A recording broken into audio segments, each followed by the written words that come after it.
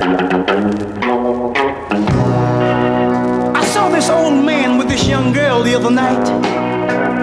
I walked over to him and pulled him off on the side, and I said, "Pops, what are you trying to prove?" I said, "I've seen you out here every night this week with a different young girl wrapped around your arm." I said, "You can't keep this pace up, because these young girls, oh, they'll certainly get you down." He said, "Son, sit down here. Let me tell you something." He said, "All my life I've worked hard, and I've saved up me a little money."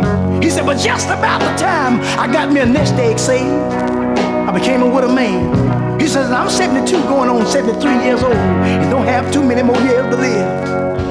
He said, "I know that I should be ashamed of myself." But he said, "Young girls is my weakness." Oh, yes, they are.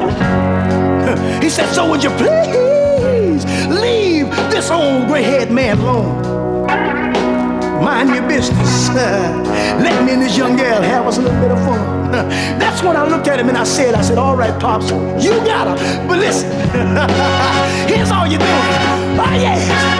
Oh, yes. Oh, you just buying a book."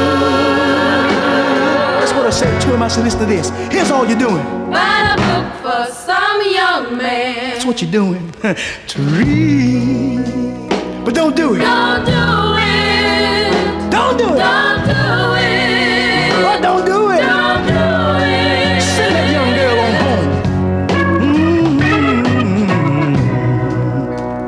Then there was this middle-aged woman whose name I dare not call, simply because you out there listening just might know who this woman is. But I can tell you this much: the woman lives right here in your town. I know you didn't know that, did you? I saw this woman with this young man in the broad open daytime the other day. I said, "Miss Lady, you ought to be ashamed of yourself riding around with this young man all hugged up like this here." She said, "Son, you're dipping in my business.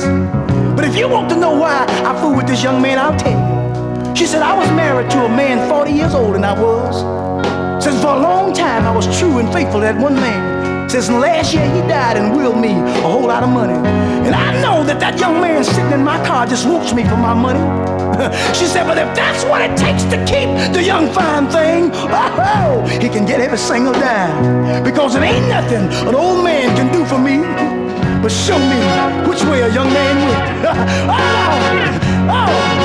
Oh, here's what I said. I said, "You are just buying." That's all you're doing.